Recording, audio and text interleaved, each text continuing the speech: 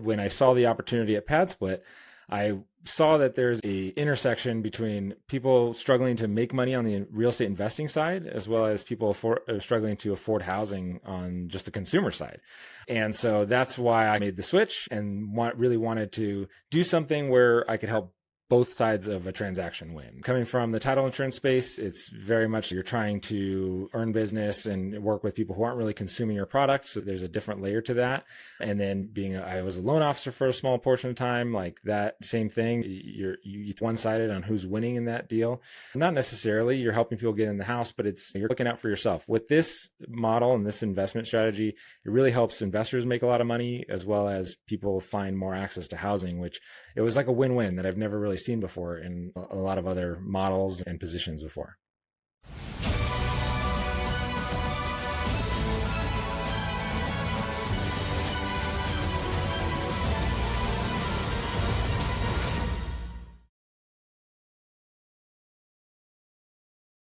What if I told you there's a rental model that can triple a property's revenue, solve affordability, and create real community all at the same time? Today's guest isn't just talking about it, he's building the blueprint. Welcome back to the Real Estate Roundtable. I'm your host, Lancelot Lenard, top producer with Footer Homes Realty Mortgage and leader of the Sir Lancelot Group. And today, get ready because we're diving into one of the fastest growing housing trends in America, co-living.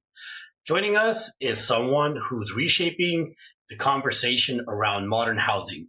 Devon Aguirre, a standout real estate professional with PadSplit, known for his forward-thinking approach, his strong digital presence, and his mission to make housing more affordable while helping investors increase ROI.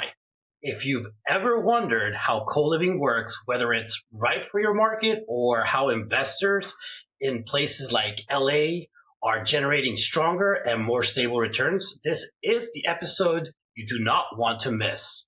Let's get into it.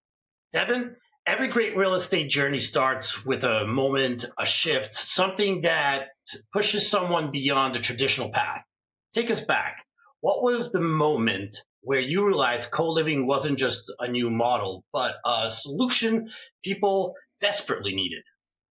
Yeah, so I originally started in the real estate industry straight out of college. I started working for a title insurance company, worked inside the office for a little bit, then became a title rep, then I've done that for a lot of years, but really I've worn a lot of hats within the real estate space. I've worked for multiple proptech startups throughout my life. And really what happened was when I saw the opportunity at PadSplit, I saw that there's a intersection between people struggling to make money on the real estate investing side, as well as people struggling to afford housing on just the consumer side. And so that's why I made the switch and really wanted to do something where I could help both sides of a transaction win. Coming from the title insurance space, it's very much you're trying to earn business and work with people who aren't really consuming your product. So there's a different layer to that. And then I was a loan officer for a small portion of time, like that same thing. It's one-sided on who's winning in that deal. Not necessarily you're helping people get in the house, but you're looking out for yourself. With this model and this investment strategy, it really helps investors make a lot of money, as well as people find more access to housing, which it was like a win-win that I've never really seen before in a lot of other models and positions before. And why co-living? Yeah, so as I'm sure everyone knows, America has a little bit of a housing crisis, right? There's not only a shortage of inventory, but it's an affordability issue as well.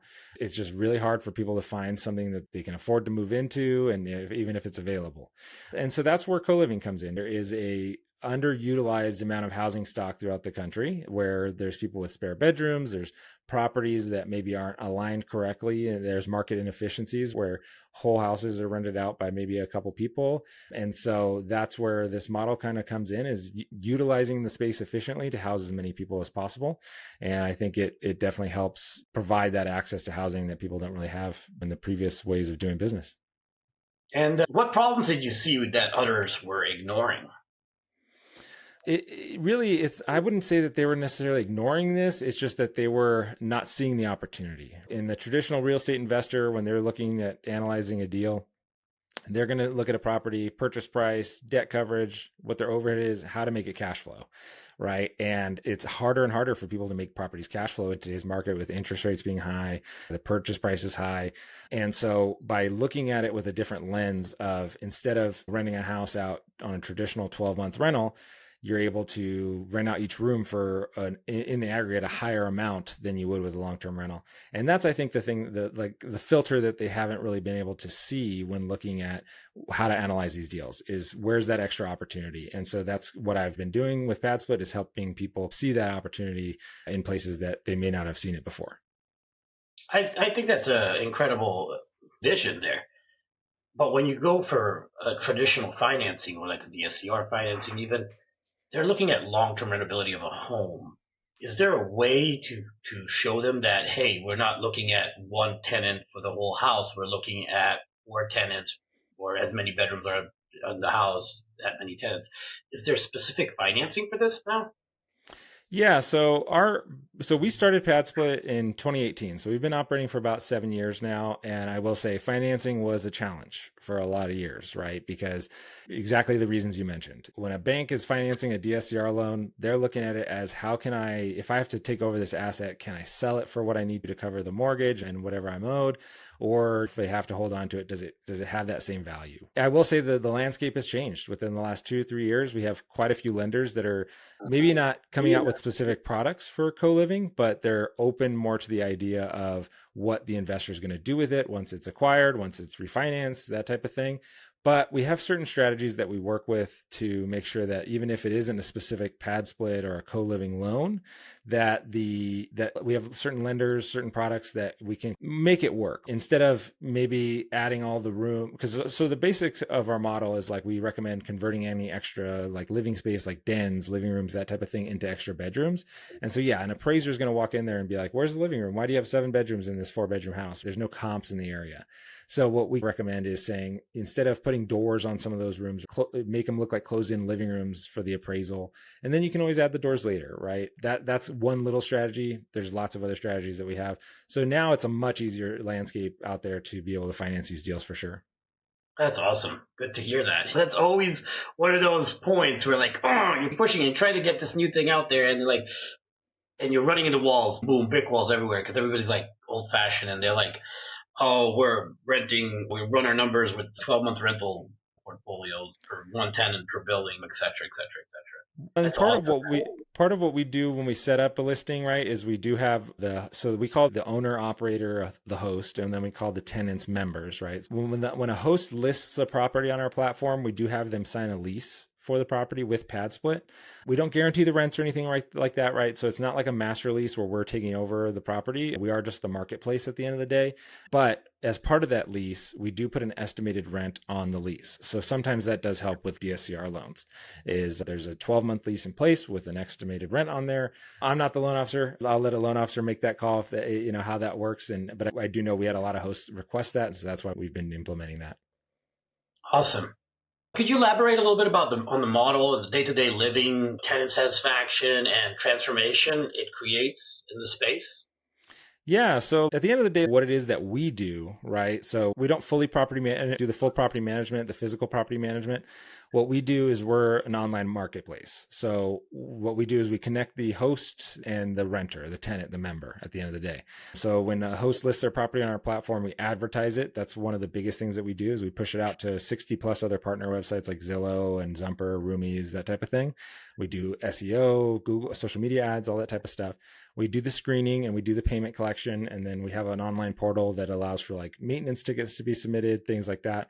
So really at the end of the day, what we're doing is I tell people all the time, like I talk to investors all over the country and I say, co-living is not something that you have to use PadSplit for, right? What we do is we help people scale the model because renting a property out room by room is probably as old as real estate itself. It's been around for forever. It's just what we're doing is we're legitimizing it and we're scaling it up. So I'm from Southern California. I manage the Southern California market, but I help investors nationwide. And in Southern California, for instance, there's properties that people are already renting them out room by room, but maybe they would never even consider doing this with 2 properties, 3 properties, right? It's just too hard to manage. And so that's what we do is we help reduce the admin, the headache of having to manage so many individual units essentially, because now you're taking like a single family residence and you're turning it into a multifamily property almost. So we help reduce that administrative headache. But as far as like their member satisfaction, I can't remember the exact stat, but I want to say we're 90+% member satisfaction. And a lot of people at the end of the day, like I get this question a lot, is who's renting out these rooms in these properties, right? That's a good And question. I was going to ask that too. It's who wants to live with another total stranger? Tell me about it. yeah. And when I first started with PadSplit, I had a hard time putting myself in the shoes of the prospective tenant. I was like, who are these people? Because I have a wife, I have now 4 kids. We would never be able to rent a room anywhere. Like it would be too small. But I will say there's plenty of people out there. I have people I know that would benefit from this and that are interested in renting these rooms, but they are like, hey, I have a job, I have income, but I just don't make enough to be able to get a studio or a 1 bedroom apartment. Or they are looking to save money to do something else. They want to start a business. They want to be able to buy a house someday. And yes, I know a lot of people like move in with their parents to be able to save up that down payment. But I know when we were looking to buy our house, it's hard to be able to make a full rent payment on a 1 bedroom apartment or a 2 bedroom apartment while also saving to buy a house. So this does present a good opportunity for a lot of these people. But at the end of the day, like our model is not really geared towards like vacation people, traveling people. It's local people who live and work in the area who are just looking for a cheaper version of an apartment or a studio. And at the end of the day, the like we have an internal reviews channel that comes in that tracks all the reviews from like Trustpilot, Google, all that type of stuff. And on there, the amount of people who are so happy to be able to save $300 or $400 a month in their rent, like that's a huge amount of money for a lot of people. And so they are very fortunate. They really appreciate the opportunity to be able to find something like this and not have a strange Craigslist encounter. Because the traditional way to rent a room in a property is like you're going in with some buddies, and if you don't have any friends, then you're just trusting the random people on the internet, and that can be a struggle. Definitely. I totally feel that struggle because house hacking is somewhat similar to this, and that's a way to grow, own more rental properties. You buy a house, you rent out your rooms, or you buy a duplex, you rent out one half and you live in the other one. You might even rent out a room in the other one just to make extra money to come in so you can buy your next property. But that's different because it's yours and you're building it that way. Here you're like, hey, all the rooms there's no landlord on premise, basically. These are all rooms that are for rent. Exactly. It's interesting. I could see it in like big cities for sure. LA, New York, easy. I don't know, small towns. I'm sure that there's people here too where we live that would want to have an $800 rent or a $700 rent for a bedroom instead of a $1,500 rent for a 1 bedroom apartment. Because at the end of Yeah. the day, a 1 bedroom apartment doesn't pay. It's pretty much the same thing as renting a room, especially if everybody's working. So it's Yeah, interesting. and like that so there's the two biggest misconceptions I'd say of when people first hear about this is they go, "Oh, this is students." Is like for college kids. And while we do have students on there, like we don't just advertise to students. Our average age on the platform is 34 years old.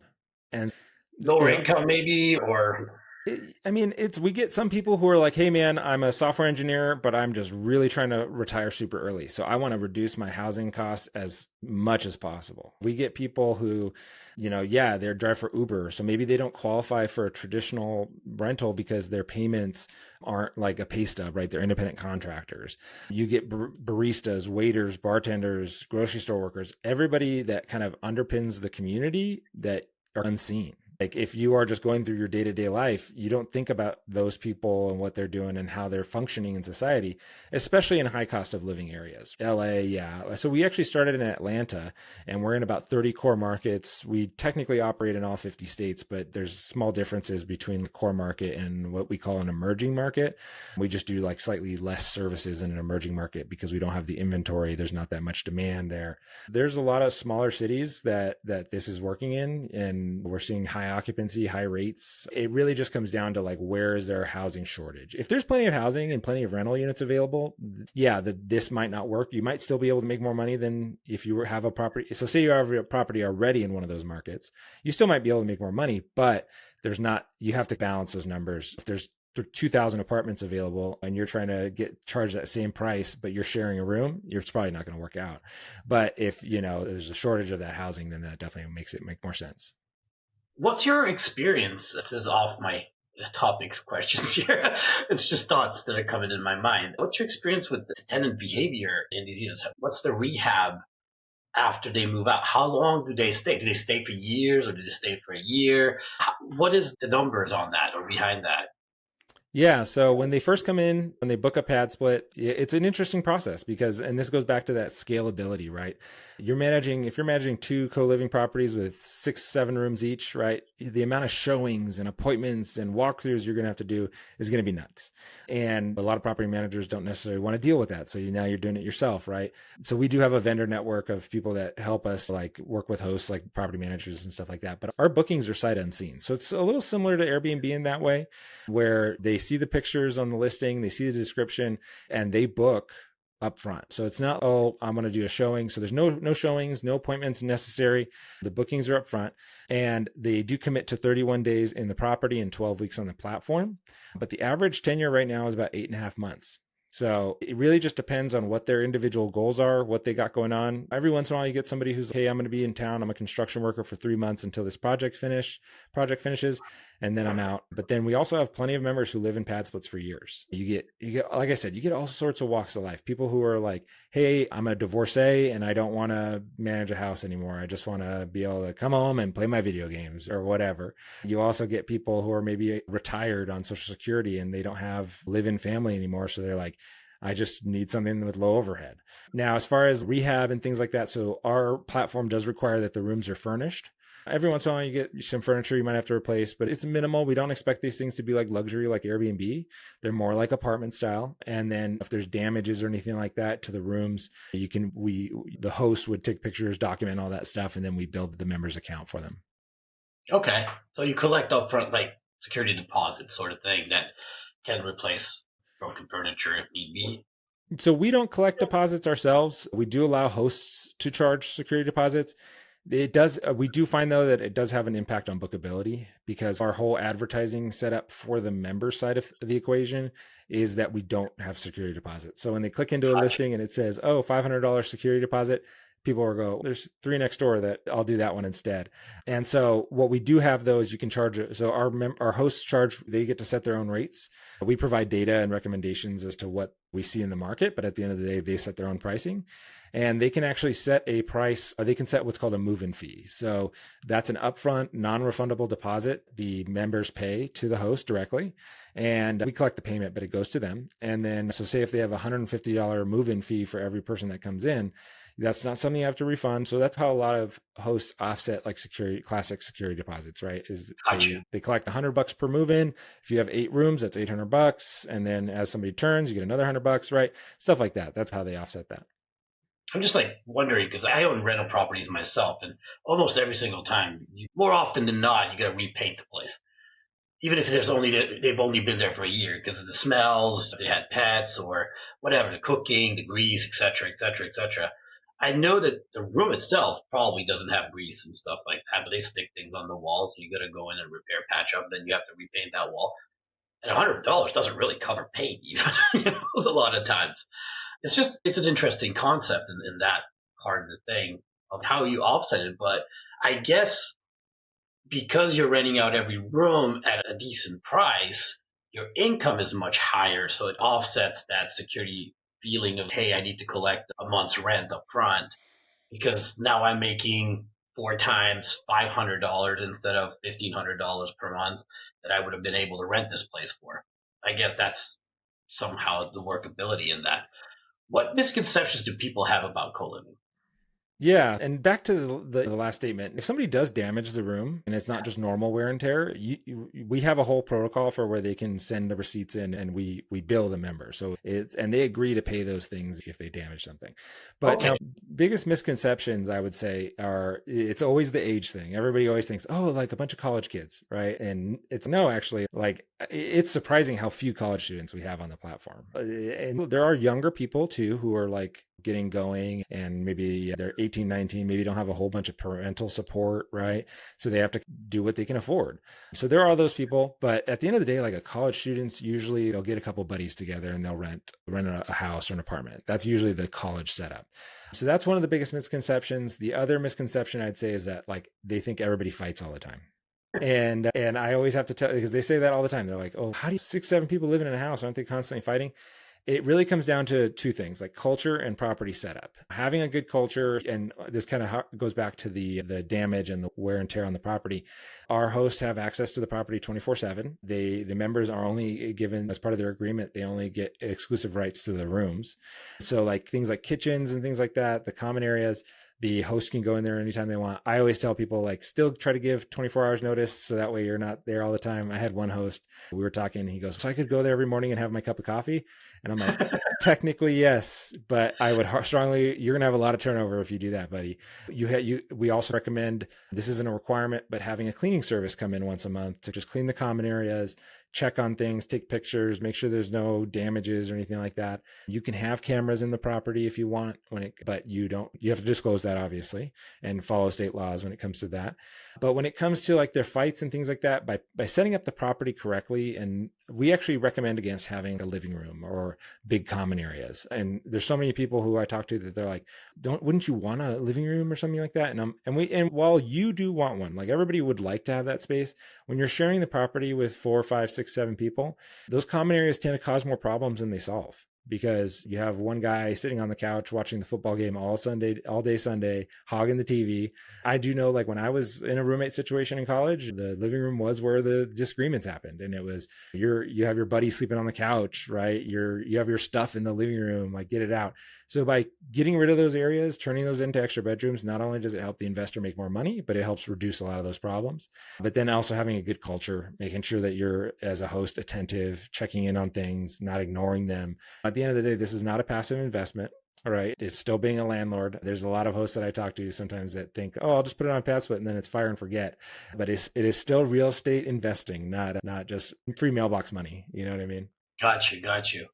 That's interesting. I mean, so basically every living space except for maybe the dining room, you would leave the dining room there for them to eat, or not even that. You would turn that into a room as well, or the kitchen is going to be the common space, basically. Hey, this is where you can cook your meals and everything, and then go up to your room and eat it there.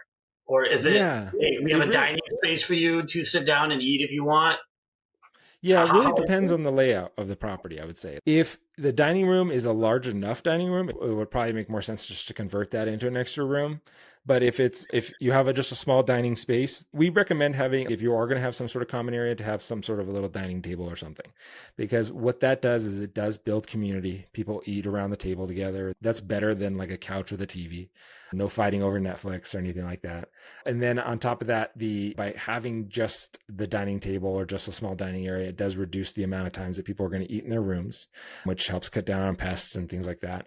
Really, like people think that, I think, and this kind of goes back to another misconception, is that all these people are going to be like in each other's business all the time. And really, these people treat these like little apartments. They go to work, they come back, they hang out in their room. That's what they do, because they like the one private area that they have. Like obviously everybody would love to have their privacy and live in a studio, live in a 1 bedroom, but these people might not have that choice. And so that's why they treat their room as their apartment, and they'll come home, go to work, maybe cook some food, and then go back in their room and watch TV there or be on the phone, whatever they do.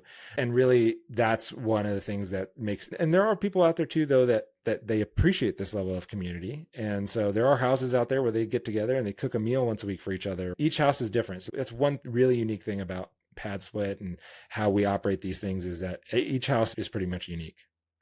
This is so funny, but we're talking about this, and all these series and sitcoms keep coming up in my mind where people are living together. And have been like Friends, for instance. The girls live in one apartment, the boys live in the other apartment right across from each other. And then there's so many of these like sitcoms built around this. So many of them, and they're all in LA for some reason. There's New York and LA. That's it. But Yeah. they seem like they're always having fun, and yeah, they have their little, how do you call it, fights and stuff, but at the end of the day they're all friends or become friends in a way, and then they love living together. They learn each other's habits. And Big Bang Theory is like one of my favorite shows of all time. That reminds me of this 100%. Leonard and Sheldon living together. Oh It's yeah. super And fun. so I tell people all the time, go check out our website, padsplit.com. There's case studies in there from both the investor side and how they've turned properties around, been able to make money with underperforming properties. But also there's so many member case studies on there as well. People who are like, this saved my life. I made a lifelong friends out of living in a pad split. So there are definitely those cases. That's one of the things, like we do a couple company trips a year where we get together and we'll chat about things because we're a fully remote company. So everybody's out in their own individual markets and things like that. And so we'll get together and we'll go tour some pad splits sometimes and to just chat with the members and hear their stories. It's very amazing. And I will say it's like one of the most uplifting jobs I've ever had for sure. How else could you meet these people? It's just insane. It's cool. Now it's time for you to shine, man. Devin, tell me about a success story. An investor, a client in LA struggling with rental and cash flow and all that stuff. And tell me how you guys turned that around, or one example or a couple, whatever comes to your mind. Yeah, so I actually have an example, I would say, in Phoenix that is like one of our best examples of how somebody came to us thinking it was impossible, that it would never work, and we blew their mind. I had a host in Phoenix who had a property. He's a very experienced landlord. He has several apartment buildings, houses that he manages. He does everything himself. This is full-time landlord. That's what he does. And he has, I think you want to say he has like 20 years of experience. And so he knows a lot. And so when he called me and he was like, hey, I heard about this. I'm interested, but I don't think it's possible. I was walking him through the process and what we do and everything like that. And he had a 3-bedroom apartment that he was like, hey, I've been trying to rent this property out room by room. If you can make it work, like I want to do more of these, but I don't think it's possible here in Phoenix because I've been struggling to get the rates that I need to be able to cover my overhead. And I said, okay, actually that pricing that you're shooting for is less than what we're seeing in that zip code. So I would say let's put it up and we'll see if even if you raise the rate $100 a month per room, if we can fill, you can always adjust the pricing. So in a month, you can go back to the pricing you want and we'll see where we get from there. And really a 3-bedroom unit or a 3-bedroom like house, apartment, whatever it is, it's always going to be tough to make the numbers work from co-living perspective, because the classic example I like to say is like you have a 4-bedroom house that you're able to rent for $4,000, and we'll just keep the numbers easy and round. If you're able to rent that out for $4,000 a month, long-term rental, and you rent out each room in that property. So like in LA, for instance, the average we're seeing is roughly around $1,200 a month for a room. And so you take those same 4 rooms, you put it on PadSplit, now it's $4,800 a month. So between the difference there, $800, right? Sounds great, but you're furnishing the rooms, you're covering the utilities. So you're probably barely breaking even. Now, once you add a 5th room, so say you're able to add 2 rooms to this property, you add a 5th room, now you're looking at an average estimated gross income of around $6,000 a month. So now the numbers are getting better. You add a 6th room, you're looking at $7,200 a month, right? So now the numbers are looking way better than that $4,000 a month long-term rent. And so we have plenty of properties that are 1-bedroom ADUs, studios, 2 bedrooms, 3 bedrooms, but really the numbers work really well at 4, 5, 6, 7, 8 plus. And obviously it The depends on bigger how the much house, the space. better the numbers. Exactly. And Obviously. then it helps reduce the risk too, right? Because now you have multiple streams of income. If you were able to take that 4-bedroom house, turn it into a 7, you have 7 streams of income. You're never going to have 2-3 months anymore where you're losing 100% of your rents. You're going to have 1 month with maybe 1 or 2 people missing. And then as they turn over, you do have a couple of vacancies here and there, but it's not, oh, now I'm a quarter of my income is gone because one person left. And now it's 1/7 or 1/6. But anyway, so he lists the property at 3 rooms. And I told him, I said, I would recommend converting the living room. That's going to make a lot more sense for you. And he goes, I don't really want to do that until I know this works. He lists the property. Within 7 days, all 3 rooms were filled at the higher rate. And Wow. really, what it comes down to is he was advertising on Craigslist. He was advertising on Facebook Marketplace. And people just didn't want to sign up for a 12-month lease with some random Craigslist person. They had no idea what they're getting into. They don't know what the roommates are like, that type of thing. And by being on PadSplit, it gave him it legitimized his operation to where people like understand that there's a company backing this. Okay, I feel a little bit more comfortable doing it. Plus the flexibility that we offer. A lot of people, I talked about the commitments that they make to moving into the property. Most of them don't move out right away, right? Because they just needed that initial hurdle to be lowered so that the way they could see the property, understand that it's a good situation and move in, and then they stay for a while. So yeah, and then he ended up adding a 4th room to that property. I think he's still working on it right now, actually, because he onboarded probably 3 months ago, and he's acquiring more properties to do PadSplit with now. And so he'll find a better suited property to add extra units to. That's what we're here for, is we help people manage the problems that they're having with their portfolios, as well as provide advice for future investments. Do you remember the first time you saw the numbers and thought, wow, this works? Yeah, I'll be honest, I was doubtful. I was like, there's no way. Like, this doesn't make any sense. And then what I did was I ran the numbers on my own house, and I was being super conservative. So that's, I like to be that way because as an investment, this is a big deal. I also am working in LA where properties are 900, a low end property is 900,000. So when somebody's, hey, I want to acquire something like this to do PadSplit, I want to make sure that their numbers are realistic. So that way they don't call me in 3 months after they're already set up and they're knee deep in $1 million down the hole. And they're like, wait a minute, this isn't working. So I love to be conservative in the underwriting, but I ran the numbers for my own house being super conservative. And I went to my wife and I said, it might be time to move. I was like, this is wild because I could easily add 3 bedrooms to this property and it would just cash flow like a pig. It's crazy. I mean, I've been thinking about this question here because I'm into multifamilies, more doors the better, et cetera, et cetera. And the way you're explaining it, you just add rooms and financing. Getting a single family home is way easier than a multifamily. 4+ units, you're already looking at a commercial loan, which is a proven track record, et cetera, et cetera. And that's the Wild West. You might get funding, you might not get funding. It's like crazy. But a single family home, you just go like regular conventional or investment property loan and boom, 25% down, you have your big house, 4 or 5 bedrooms for 400K in my area at least, 3 to 400K depending, a new one. Because I think this would work impeccably with new construction. Like you buy a big 2-story new construction house with a bunch of space. I owned one recently. I had to sell it because it wasn't cash flowing as a rental, but if I would have known back then that if this is a possibility even in my area, I had this big upstairs living room space that I could have converted into another bedroom. Downstairs, the living room could have been converted into another bedroom. There was an office that could have been converted into a bedroom. And now it was a four, 2.5. So it could have been a 1, 2, 7, 2.5. Yeah. And And I we're bet you looking that at, would have changed the numbers quite a bit, right? oh my God, how it would have changed the numbers. Like I was like hoping for 3,100 rent per month on the whole house. But if you're looking at it in this model, let's say just $800 a door, not even 1,000, looking at doubling your money Oh, almost. yeah.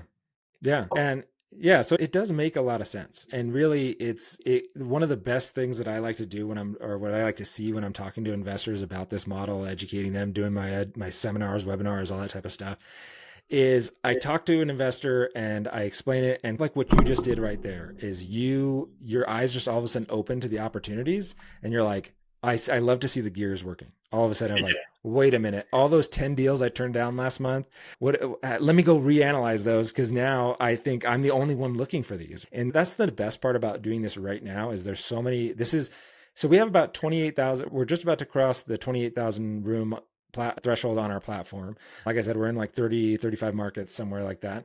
And we still have not blown up, right? We're not as big as Airbnb or anything like that, but there's so much interest in this model that there's so many investors out there in different markets who aren't analyzing properties this way that in 5 years, it'll probably be just as tough to find a good PadSplit deal.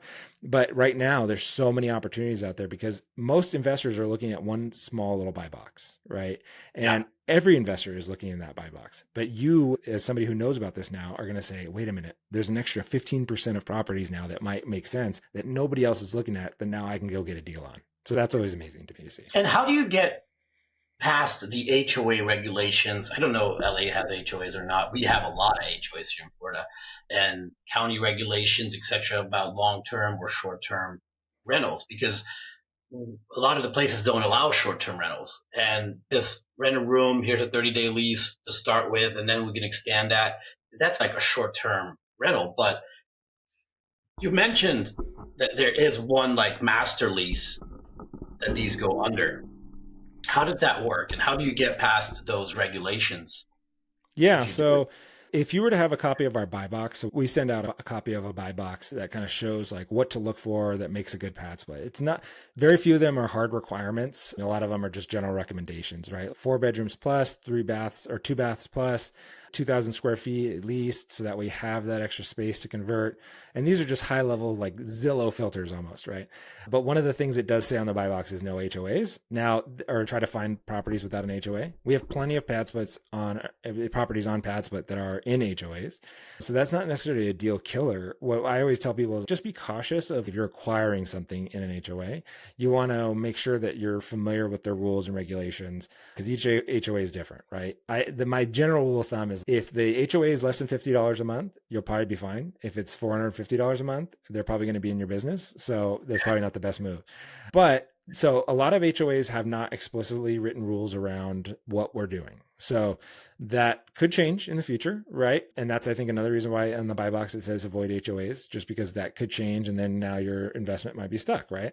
But what we do is, because we are not classified as short-term rental, usually most HOAs don't have rules that would ban us from doing what we're doing, unless it's like outright like no rentals. That is one that obviously kills us. Obviously, for everything, basically. Yeah, exactly. But really, the biggest challenge we see with HOAs is people that have limited parking. So yes, that was one of my thoughts, because I have my nice house here. There's 2,000 square foot, 4 bed, 2 bath. This would be a perfect in your buy box kind of deal. We have a big living room that could be converted into another bedroom. So we could have a 5 bed basically.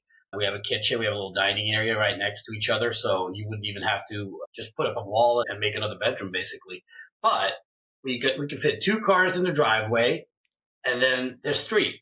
So if I would have, I don't know, 5 people living here with 5 different cars, it would be like the neighbors would be like, why do they have so many cars there all the time? And they're just blocking the road and blah, blah, blah. And it just start complaining and et cetera, et cetera. That could be a thing. yeah, so if you're in an HOA, if you're in an HOA that allows no street parking, probably not the best move. No, we allow trucking because the street is city property. Okay. You can park your car here and leave it here for a year if you want to. And the HOA can't do anything about it. The police might do something about it if it's abandoned. But these people wouldn't abandon their cars. They'd use their cars. It's just that they wouldn't be able to have 2 cars or more. They could have 1 car a person. And you have a garage, too, which you converted or kept as a garage for 2 more cars. I don't know. What do you do? Do you convert your garage as well to bedrooms? So some people do, right? Some people, there's multiple approaches that people have done. They've converted the garage to be able to add just extra bedrooms to the property. They've also converted the garage into an ADU to make that make sense. And then they rent that separately, or they rent those rooms as well. But really it really just depends on the metro area that you're in, right? If you're in a public transportation friendly market, then you don't even necessarily need a whole bunch of spots to park, right? You can rely on the public transportation. Like in Atlanta, where we started, there's a lot of properties that rely on the buses and the trains and things like that. Now in LA, I will say there's very little infrastructure for public transit. So unless you're like in downtown LA, like there are some properties that we have closer to downtown that are reliant on like Lime scooters and stuff like that, because that's how people get around down there. Like finding a parking spot for your car would be a challenge. And most rentals, like even a long-term rental, don't come with parking. It's, oh yeah, for an extra $400 a month, you can have a parking spot. And there's that challenge. But when it comes to anywhere besides the core downtown area, it's just something I tell hosts is you just got to make sure you have somewhere for these people to park their cars. And a lot of times, most PadSplits, I will say, they don't have a big vacant lot next to them that say, hey, here you can park the 10 cars. It's most of the time going to be street parking. Got you. So if someone is listening today and wants to start with co-living, what's the first step or step 1 that they should take, besides talking to you guys? But how does this whole thing start off in someone? Yeah. So if you're looking to acquire a property, I would say like definitely come to our website, set up a host account, chat with me. We can look at the map. We have a map tool that kind of showcases all the data that we have in different markets. And you can look at like occupancy rates. You can look at the pricing that people are getting, how many days it takes to get a booking. Those are huge stats that I think will help on the acquisition side. But we also have tools for people who have existing properties that have an address that they can plug in. And we have estimated rental income calculators where you can plug those in. It'll use our same same pricing algorithm that we use for when people list a property to make pricing suggestions. It'll throw that pricing based on how you customize the rooms out, and it'll give you a gross income. And we also have some tools that'll let you do like a net income where you can estimate utilities and estimate overhead and stuff like that.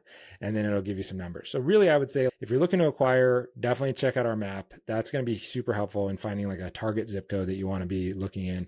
Some of the best metros that we're seeing right now, Atlanta is always great. Like it's our starter market. We have a lot of vendor support there. We have about 8,500 rooms on the platform in Atlanta, but Dallas is a great market. Pretty much anywhere in Florida is doing really well. Also, Charlotte is a great market.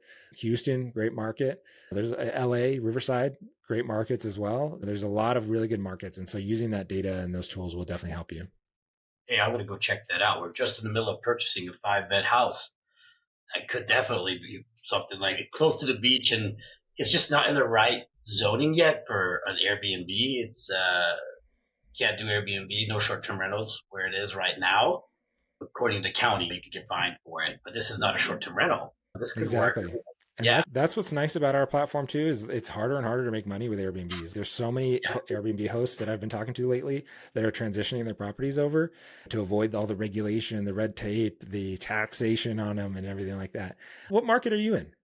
I'm in Daytona, Port Orange, Okay. Volusia So County, Florida. I'll plug it in real quick. And is that Daytona Beach? Is that what it is? Yes, yes. The Okay. So we property have, is like right on the crest of Daytona Beach Shores and Port Orange. Like you could cross the bridge, the Dunlawton Bridge, and it's the next street to the left. okay. So just to give you an example, Daytona, sorry, it pulled up Deltona, but this is just an Deltona is example. the other side of the county. Okay. Daytona is waterfront, oceanfront. Deltona is inland.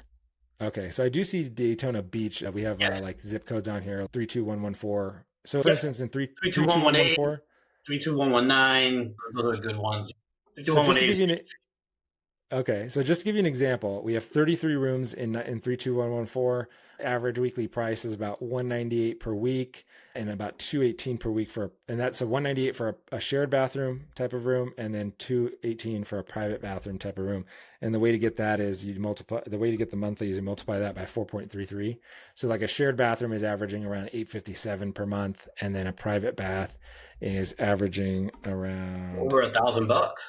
just shy of 950, and 81% occupancy currently. And a lot of where you'll see our occupancy is like, sometimes people will say your occupancy is like 85%. Really, that's because we're adding so many units. We're adding about 1,600 units nationwide every month. And so they're just taking time to fill, but they do fill quickly. Like for instance, we're seeing 16 days to first booking in that area and about 65 days to 80% occupancy. This is So awesome.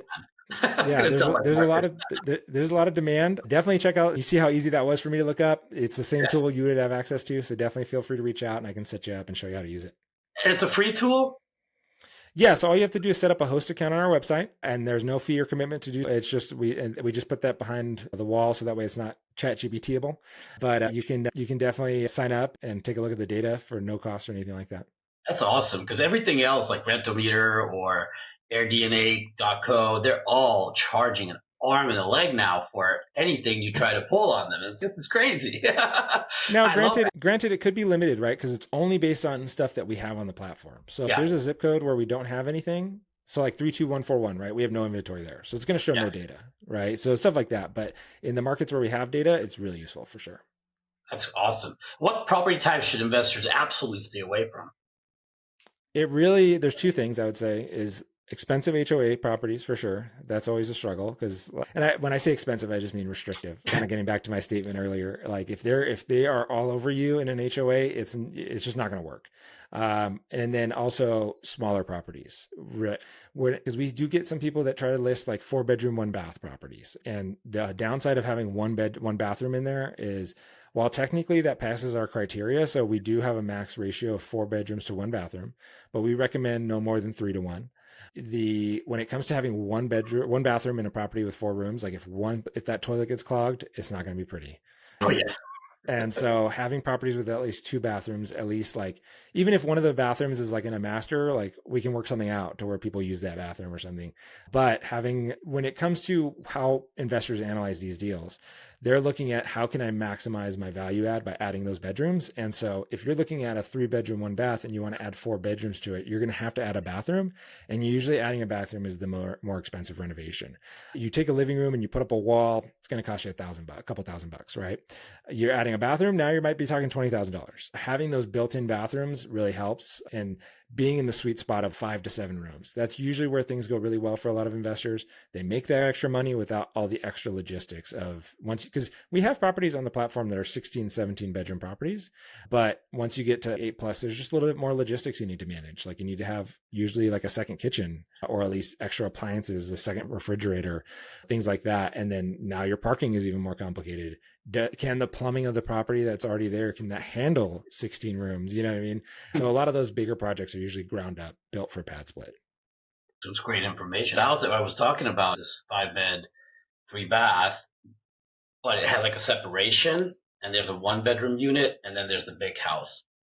So we already have 2 kitchens if we wanted to. There you go. Exactly. And I was thinking about how to make a master downstairs, because there's no master downstairs in the big house. Definitely can convert the living room into another bedroom, and there's another room that can be converted into another bedroom. So you could make the big house into a 6-bedroom house, and then you leave the 1-bedroom apartment as a 1-bedroom apartment. Yeah, and that's the nice part about our platform is, so when somebody is listing their property on our platform and say it's a 5-bedroom, 3-bath, and that's just the one main house, you couldn't do 4 bedrooms on PadSplit, 1 bedroom on Airbnb if they're sharing common areas, because our members do have the expectation that everybody's gone through the same screening that they have, and it just creates complications. You have higher turnover and things like that. So that's why we make it to where if you list rooms that have shared common areas, they need to be exclusive to PadSplit. But if you have a separate unit like that, you can rent that out however you like. So in LA, especially, like when people have a backyard 1-bedroom studio, I tell them just rent that out on Airbnb or as a long-term rental. That's fine, because that one you probably won't make more money than a traditional rental anyway, because it's only the one room. You don't have that power of the scale. Yeah.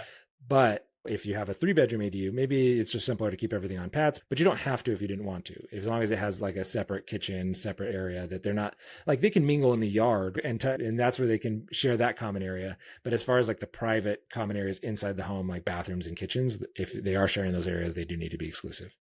Awesome, man. Let's talk about the vision, the future of co-living. Can you talk a little bit about regulations, affordability, community building, new markets, your webinars, and your referral program? Yeah, so we're expanding all the time. We're hoping to be at 30,000 units. So we call it bedrooms units. So 30,000 units on the platform by the end of the year, hopefully 60,000 by the end of next year. And those goals look super achievable. I have a feeling we will burst through that 60,000 unit bubble early next year. I don't think it'll take to the end of the year. Those are super exciting growth plans. I do know, like, we just launched Nashville. We just launched Portland. We're constantly launching in new markets. Usually we do about 5 to 7 a year, I think, but next year we might do more. And so really the model is trending right now. And I do think that like governments are more accepting of this, because funny enough, where we started in Atlanta is where we've had some of our biggest municipality fights over this, about zoning and rooming house and boarding house rules. But we've never had a PadSplit get shut down for unrelated occupancy rules or rooming house, boarding house violations. We have had PadSplits get shut down for unpermitted additions and things like that. So I always tell people, like, I'm not the permit police, but you probably want to have your stuff on the up and up just in case. At the end of the day, that's helpful. And then a lot of, especially like in California, there's a lot of the municipalities that are open to new ideas to help solve this affordability issue. And a lot of governments really like PadSplit because they see us as a way to add more units without spending more tax dollars. Rather than in LA, I always bash on the city of LA, spending $1 million per little tiny house. Instead, we can do it tax free or tax money free, and we just unlock the available housing stock that's already there. So municipalities are definitely open to the idea. But as far as our referral program, so feel free to reach out to me. For anybody listening, the referral program, you do need a host account to set that up, and I can help you walk you through the process of how that works. But the referral program is, we pay $1,000 to anybody who refers us a host that lists a property with 4 rooms or more for at least 90 days. So if you know somebody that has a property that maybe is underperforming or has been on the rental market for 90 days and it's not filling, feel free to send them my way. I can chat with them about the potential options and get you the $1,000 referral fee. Awesome. I might have someone already for you. Awesome. Is co-living a trend or the next major housing category? I think I know that people say this about the generation beneath them all the time, but I think the younger people nowadays are looking at things differently than we did, right? I think they're looking at things like, I don't know if I'm ever going to be able to buy a house. I don't know if I'm ever going to be able to afford what my parents did, what their parents did. So I think they are open to new ideas. And while I don't think co-living is going to solve the affordable housing crisis, I do think it can make a dent in it, because at the end of the day, people are looking for something cheaper, something more accessible.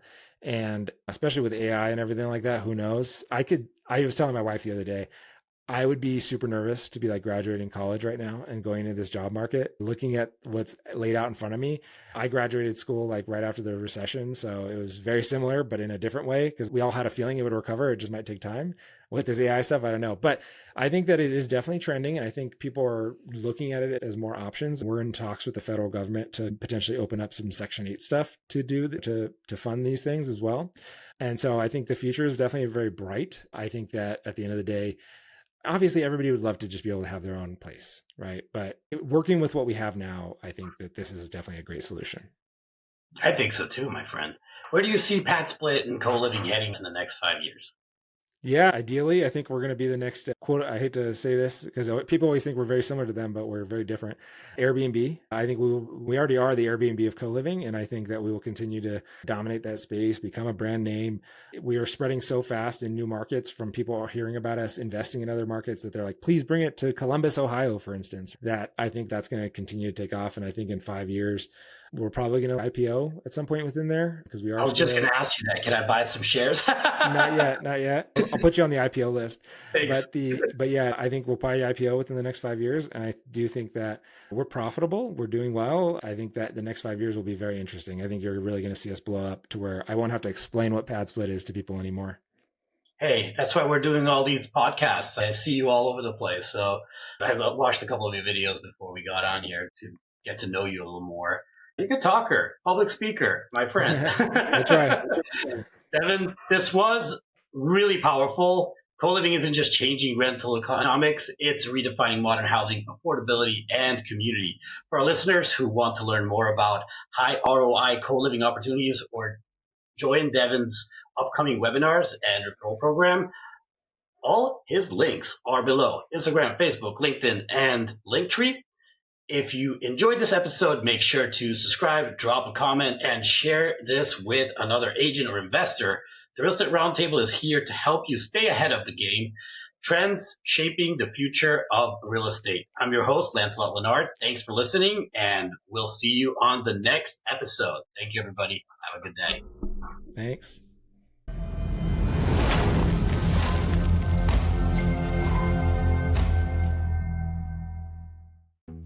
Thank you for joining us on Sir Lancelot's Real Estate Roundtable, where we've unveiled the mysteries of real estate together.